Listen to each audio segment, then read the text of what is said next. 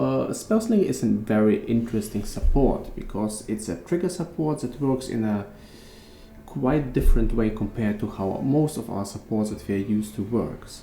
So initially I saw a lot of people having different ideas on how to use Spellslinger, and I had quite a lot of them myself. And yesterday, I don't know if you've noticed it or not, when the gem was announced, Spellslinger was nerfed from 50% reservation to 20% reservation. And it kind of destroyed my planned build because I was going to go with a pretty straightforward Volatile Dead, Desecrate combination, and it got me thinking. It got me thinking a lot on how to fix it, and it actually made me draw a lot of conclusions on how to actually use Spellslinger, where its strengths are and where its weaknesses are. Now, this is not a very typical video for me, so usually I'm talking about filters or not making videos at all. I'm like really good at not making videos. So I'm gonna ramble a little bit, but bear with me. I assure you, if you are intending to play Spellslinger, you'll find some quite interesting information here. Now, personally, I'm intending to run self-found softcore in the new league, and I've been thinking about reservations, and I've decided to make a little tool that you can see here. I'll share the tool in the video description. So it got me thinking about how to pick my gems and supports for Spellslinger. So the result of that ideas are, right now, if you're playing any build, you're usually limited. You're usually limited by and usually limited to these sockets you have. That means you have your 5 or 6 sockets, maybe some socket on the item itself, or a link on the item itself.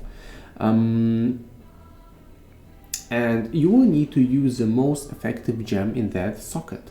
So if you're running something like a cast while channeling or a cast on crit build, you'll be using something like Cyclone, cast on crit, Frostbolt, Frostnova, and then you'll be using Control Destruction and maybe, I don't know, Elemental Focus on Concentrated Effects. There's like a lot of options here. So you'll go with things, or Hypothermia, you'll go with things that give you the most bang per buck, and buck in that case being a socket. So you use the strongest gem available, and gems are not exactly made equal. So let's play a little bit of a game. If I'm gonna tell you now, think of 3 good gem supports, like spell supports for gems that you would use in a general caster setup. And I would bet right away you would go tell me one of those. Control Destruction, Elemental Focus, Arcane Search, Infused Channeling, Increased AoE, Concentrated Effect, maybe some others like Spell Echo and Unleash. And the majority of those either does not work with triggered skills or costs 130-140% reservation. Now, mana cost reservations are more multipliers. More multipliers are great when it comes to damage, but are pretty bad when it comes to mana cost. That means if you have like one mana reserve 40%, one more 40%, one more 40%, those are all multiplying.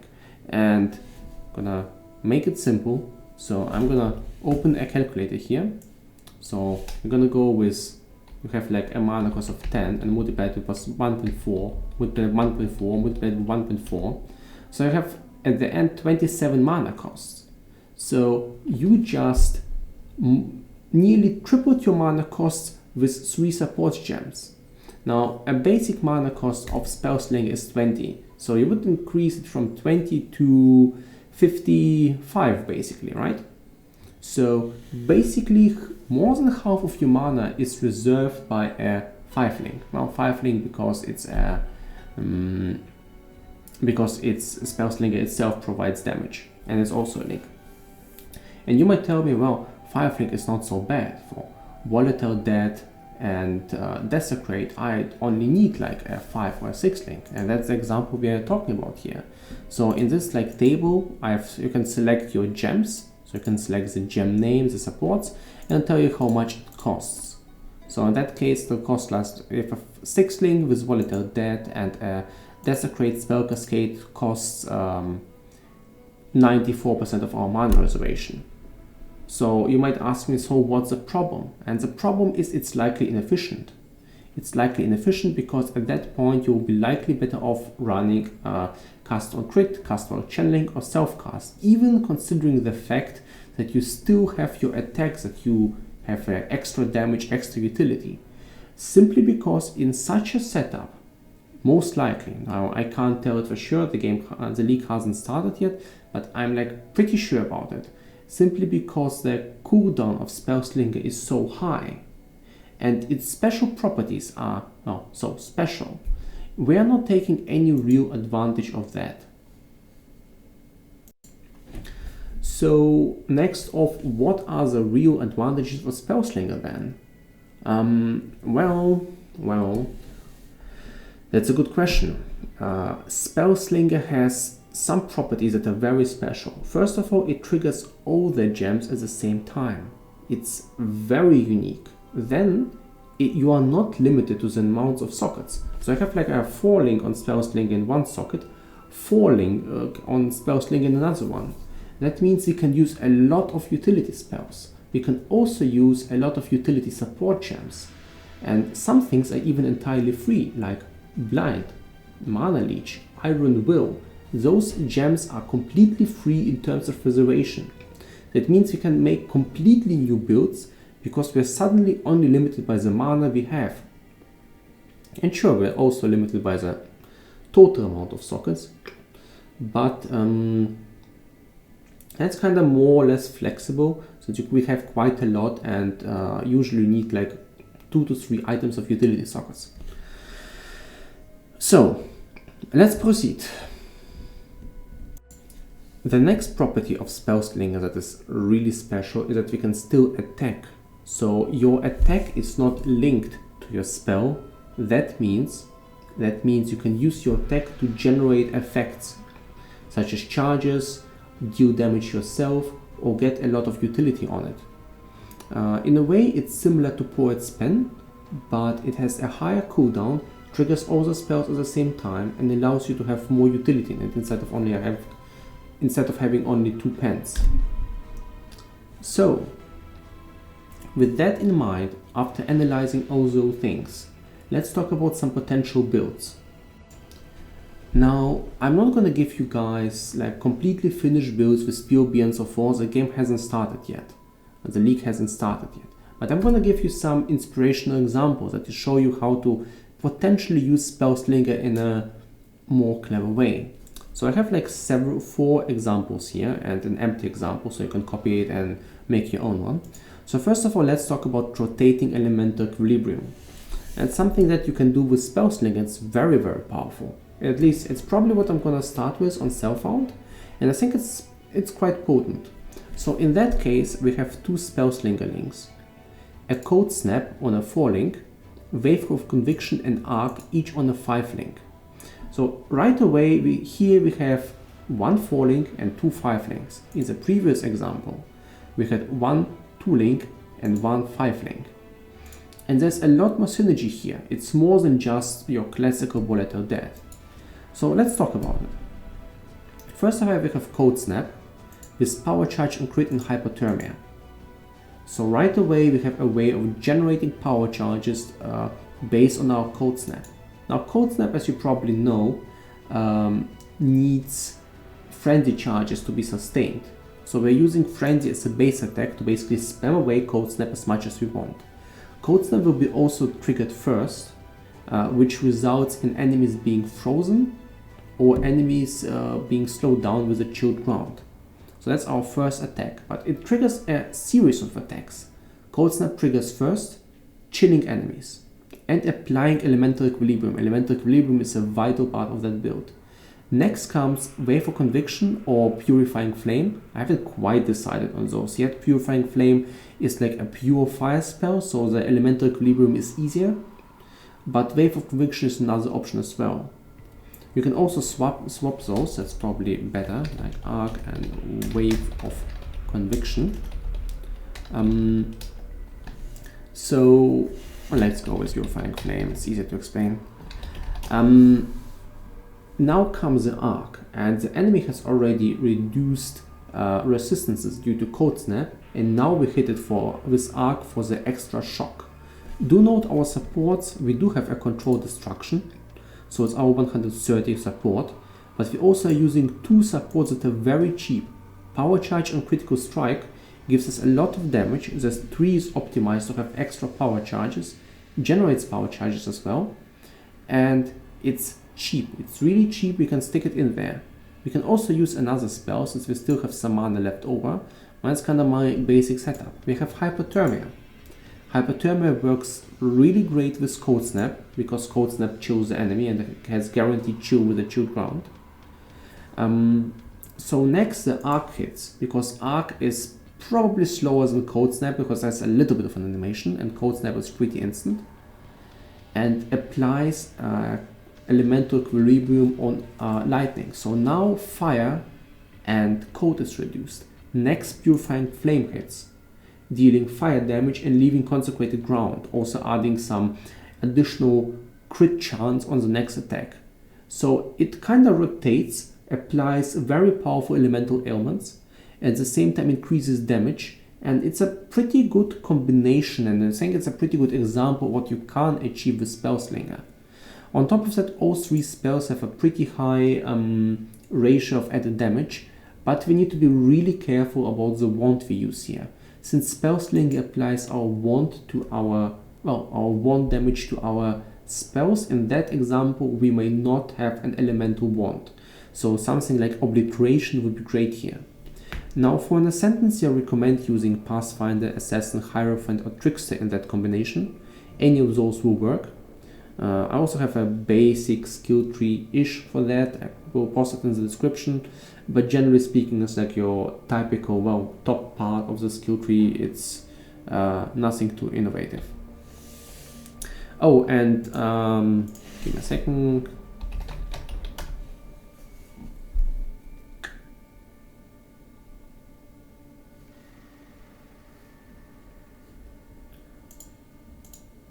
I hope I have it selected. Oh, no, I don't, but it's really important. In most of my trees, I plan on picking up Charisma because it gives me a little bit more room to play with mana.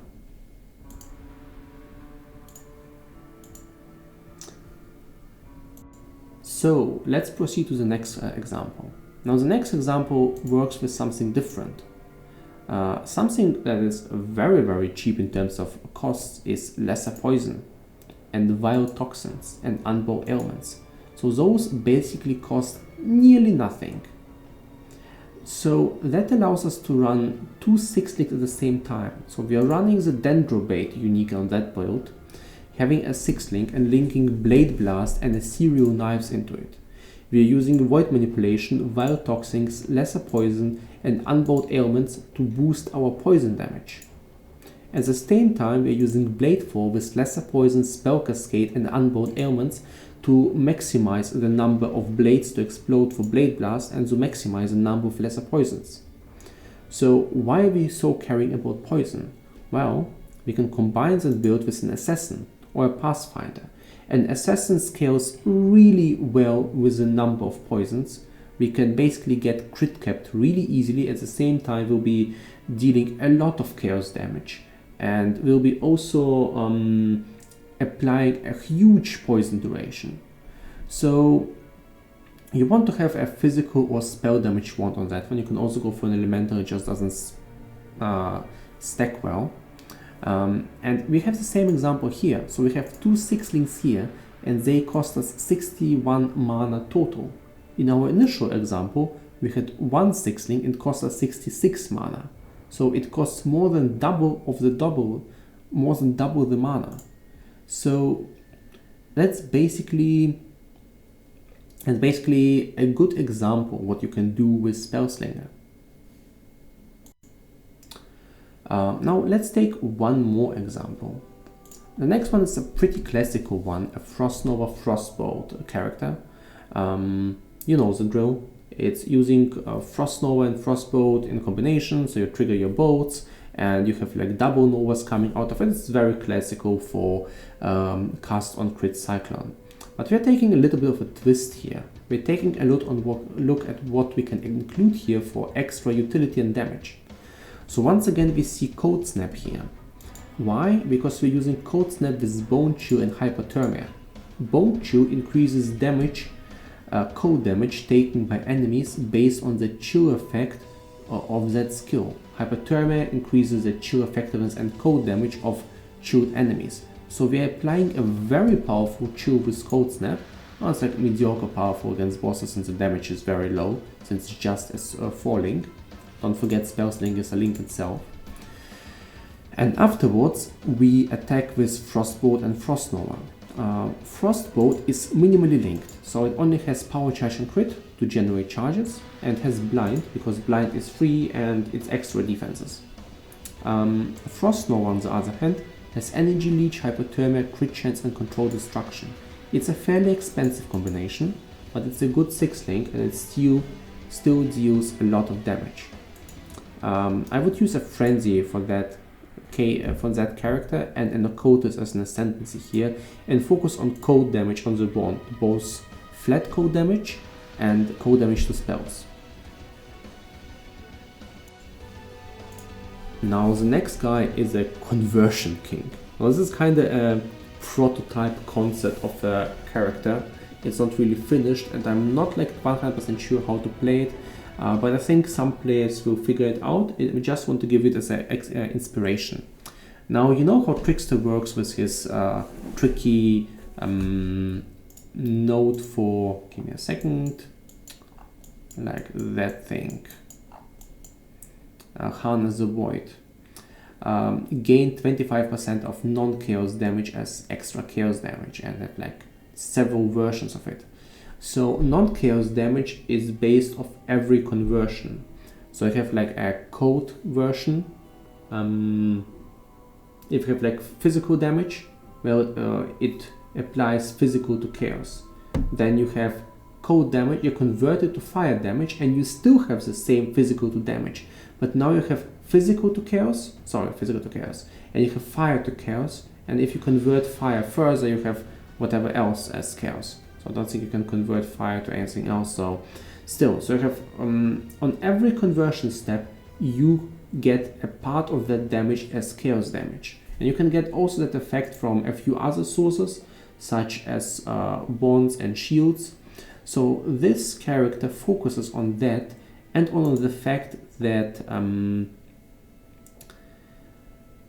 physical to lightning and cold to fire are two pretty underused conversion spells, skills, gems, because they're kinda weaker than the majority of all other gems, so there's rarely usage for them. So sometimes you see physical to lightning used, sometimes you see cold to fire used, but they're in general not too popular.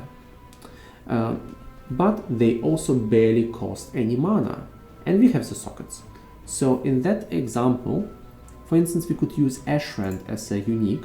It's a pretty underused body armor to create 2 6-links. Each 6-link converts physical to lightning, cold to fire. We are also using a Pyre and a Band of Brotherhood to have a maximum amount of conversion. Now on top of that we add control destruction, and we have added fire from Ashrand to maximize the conversion and the damage. I think with Trickster and with the right bond, with non-chaos damage to chaos damage and with a similar shield, you can get a very, very powerful character. Now this build isn't like completed, and but I think it's an interesting inspiration what you can do. You can also do a lot of other things. You can do like Soul-Rend for extra leech, Dark Pact plus skeletons. There's like a lot of cool combinations you can do. But I'm gonna trust you with this tool. I'm gonna link this tool in the description. And I think the tool is really helpful when it comes to like finding inspiration on what kind of support gems you can use to make the best out of the mana requirements without having like godly gear and a lot of mana reduction. Also, you probably noted I wasn't talking much about the attack itself. So usually you You can go for Kinetic Blast for maximized damage, Kinetic Bolt for maximized clear speed, Power Siphon for really good single target, and a lot of utility of Frenzy for Frenzy charge generation. I feel like Frenzy a lot of times comes ahead, unless you want to use your main attack for damage as well. Kind of sounds weird. You want attack for damage as well, and you might want to do that. But especially on Self-Found, I'm going to focus a little bit more on the gem side, so on the spell side. I'm going to leave you with that information. I'm really excited to see what you guys will come up with. I'm really excited for the league. Tomorrow is going to be my classical filter update stream. Done a lot of preparation. The filter is 80% done. There's like a lot of new features on Filter Blade, and there's cool new icons and beams, so yeah. Tomorrow's gonna be a busy day. I'm gonna upload the video now, and I wish you guys a good night. Yeah. And I hope to see you around. Good luck in Delirium. Wow, I forgot the name of the league for a second. I should go sleep. So yeah, see you around, guys. Happy hunting, exiles.